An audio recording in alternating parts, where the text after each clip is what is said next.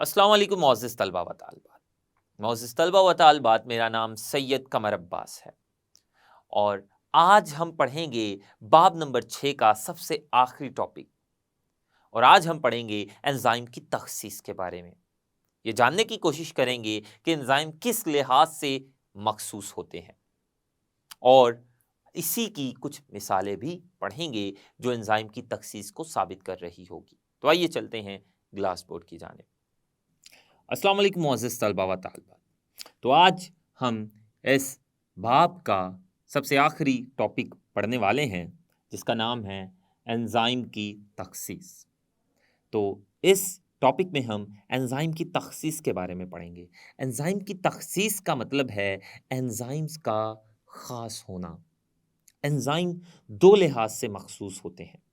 तो आइए देखते हैं किन लिहाज से एंजाइम्स मखसूस होते हैं। एंजाइम की तख़सीस का मतलब आपको पता होना चाहिए। एंजाइम की तख़सीस का मतलब है एंजाइम्स का ख़ास होना। तो एंजाइम्स दो लिहाज से बड़े ख़ास होते हैं।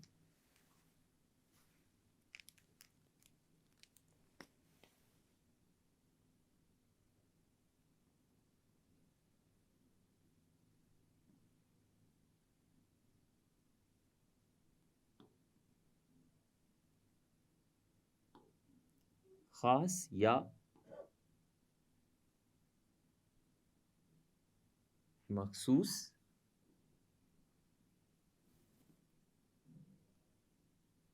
होते हैं। पहला, केमिकल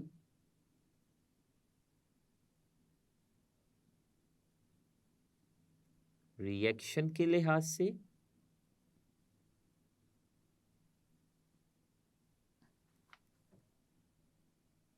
और दूसरा सबस्ट्रेट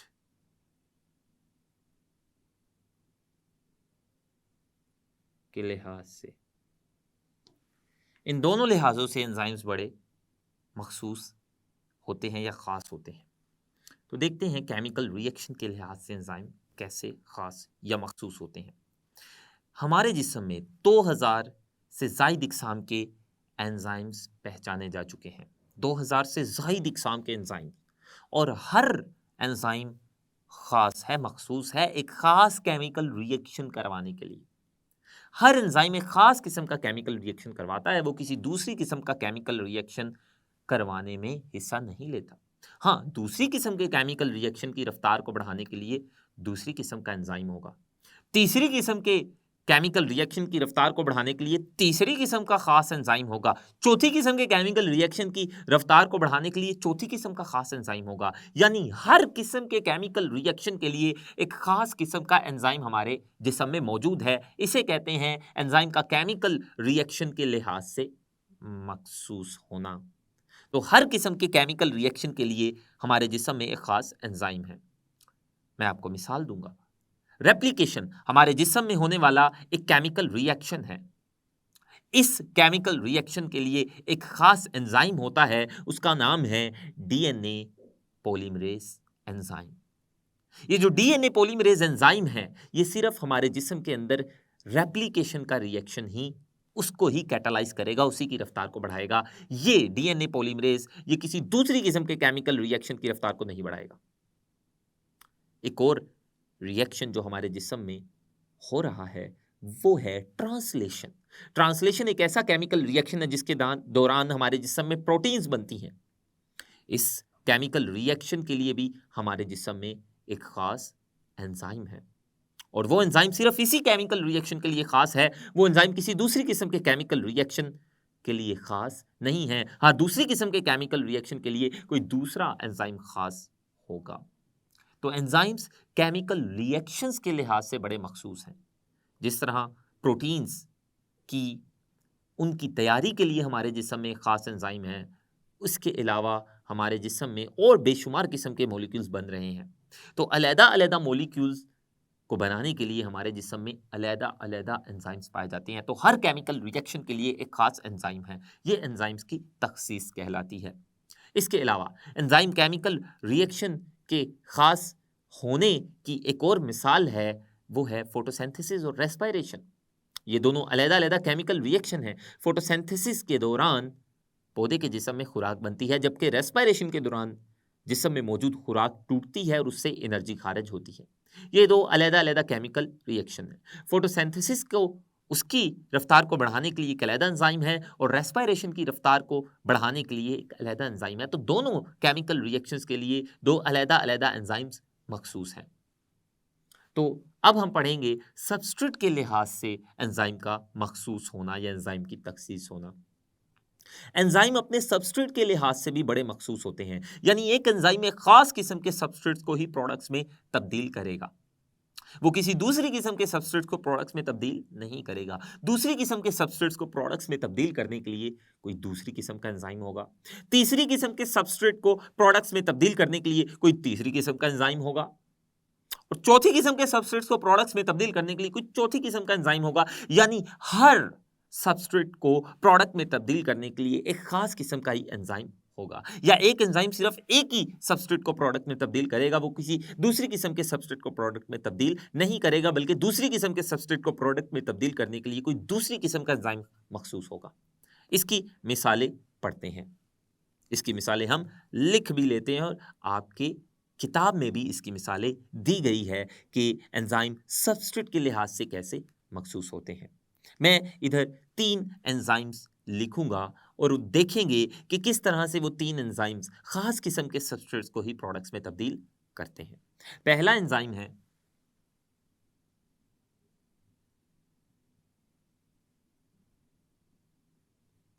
सबसे पहला एंजाइम है प्रोटीएज।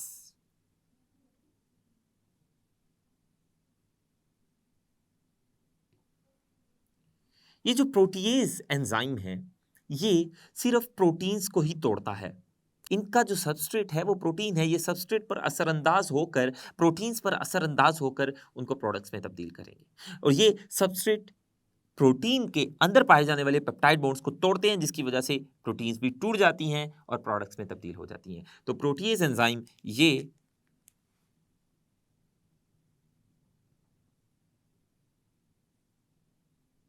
प्रोटीन में पाए जाने वाले, ये प्रोटीन में पाए जाने वाले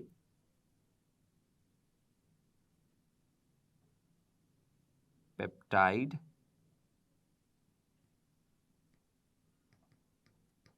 बॉन्ड्स को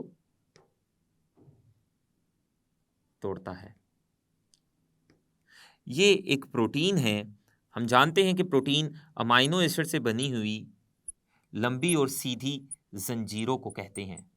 तो एक लंबी सी प्रोटीन है। ये प्रोटीज एंजाइम क्या करेगा, ये अमाइनो एसिड्स के दरमियान जो बॉन्ड्स हैं इनको तोड़ना शुरू कर देगा, जिसकी वजह से प्रोटीन भी टूट जाएगी।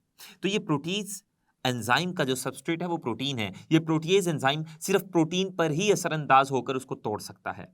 ये प्रोटीज एंजाइम स्टार्च को तोड़ने के काबिल नहीं होता, क्योंकि स्टार्च एक अलग किस्म का सबस्ट्रेट है, उसको तोड़ने के लिए कोई दूसरी किस्म का एंजाइम मखसूस होगा।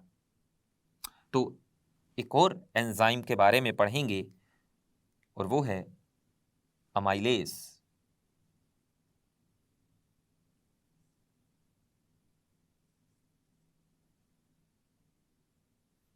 अमाइलेज ये वाला जो एंजाइम है, ये भी एक खास किस्म के सबस्ट्रेट को ही प्रोडक्ट्स में तब्दील करेगा, किसी दूसरी किस्म के सबस्ट्रेट को प्रोडक्ट्स में तब्दील नहीं करेगा या उसे तोड़ेगा नहीं।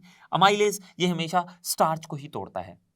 अमाइलेज स्टार्च को ही प्रोडक्ट्स में तब्दील करता है उसको तोड़कर। अमाइलेज प्रोटीन्स को तोड़ने के काबिल नहीं होता, क्योंकि प्रोटीन उसका सबस्ट्रेट नहीं है, वो एक अलग किस्म का सबस्ट्रेट है, उसके लिए कोई अलग किस्म का एंजाइम होगा जो कि प्रोटीएज था। तो अमाइलेज ये खास होता है स्टार्च को तोड़ने के लिए।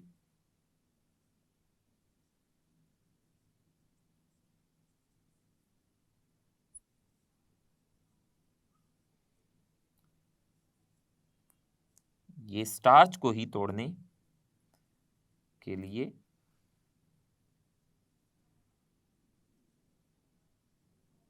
खास होता है अमाइलेज। एक और एंजाइम पढ़ते हैं, वो है लाइपेज। इसकी भी तखसीस पढ़ते हैं। ये जो लाइपेज का एंजाइम है, ये एंजाइम मखसूस है लिपिड्स की तोड़फोड़ के लिए। ये लिपिड को तोड़ता है और लिपिड्स को छोटे छोटे प्रोडक्ट्स में तब्दील कर देता है, और ये प्रोटीन या स्टार्च को तोड़ने के काबिल नहीं होता। इसका जो खास सबस्ट्रेट है वो लिपिड्स है। तो ये एंजाइम क्या करता है, ये लिपिड्स को तोड़कर उनको फैटी एसिड्स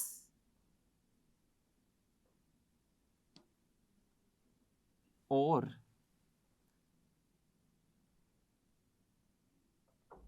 ग्लिसरॉल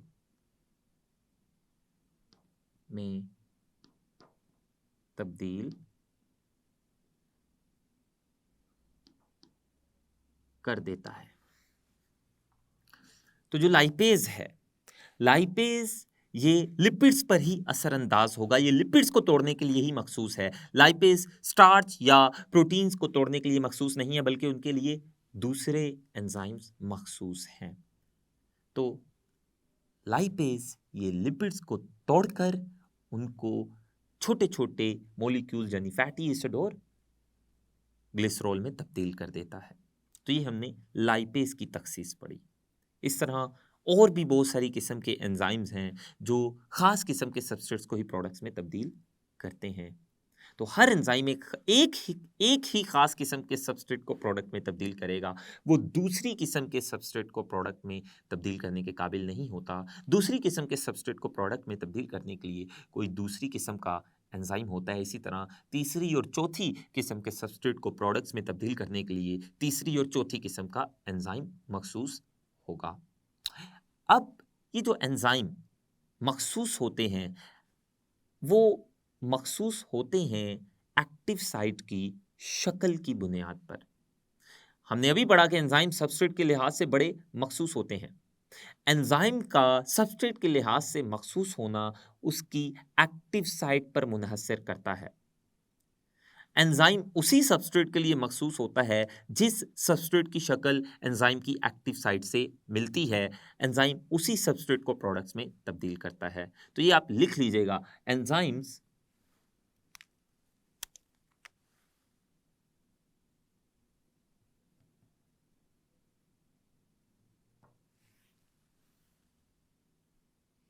की सबस्ट्रेट के लिहाज से तखसीस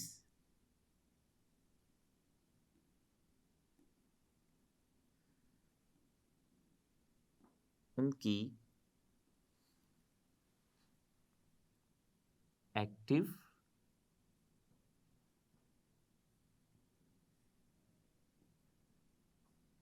साइट की शक्ल पर मुनहसर करती है।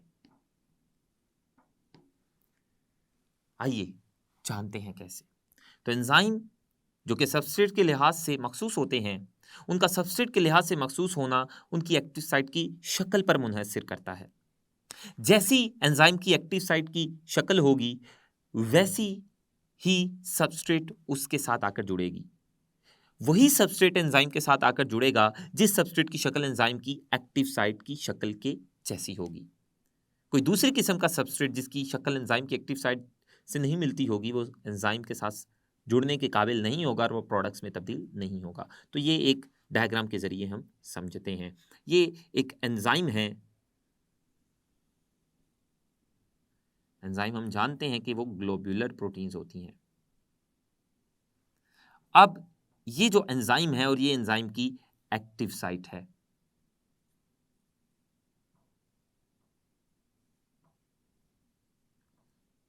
अब एंजाइम की इस एक्टिव साइट के साथ सबस्ट्रेट ने आकर जुड़ना है और वो सबस्ट्रेट जैसे ही इस एक्टिव साइट के साथ जुड़ेगा, प्रोडक्ट्स में तब्दील हो जाएगा। अब सवाल ये उठता है कि ये जो एंजाइम है, ये किस सबस्ट्रेट को प्रोडक्ट्स में तब्दील करेगा, क्योंकि इस एंजाइम के इर्द गिर्द बहुत सारे सबस्ट्रेट्स पड़े हैं।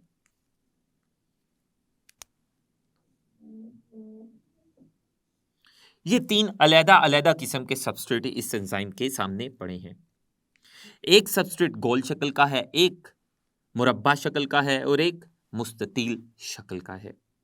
लेकिन ये एंजाइम इनमें से किस सबस्ट्रेट को प्रोडक्ट्स में तब्दील करने के लिए खास है, इसका फैसला इस एंजाइम की एक्टिव साइट करेगी।